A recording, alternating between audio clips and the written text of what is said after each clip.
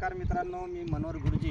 बघा सर, सुंदर बूट दिसला की आपण तिकडे आकर्षित होतो, पण तोच जर जुना झाला तर आपल्याला फार आठवणी येतात की त्या बुटावरून आपल्याला कळतं की आपण या बुटांनी आपल्यासोबत कितीतरी संघर्ष केलेला आहे, कितीतरी रस्ते आपण पार केलेले आहे. तसंच आपल्या जीवनात असतं की आपण वर्ग जवळपास 8वा पासून तर मरेपर्यंत खूप संघर्ष राहते काही लोकांच्या जीवनात, आणि त्या बुटावरून आपल्याला आपला संघर्ष आठवतो.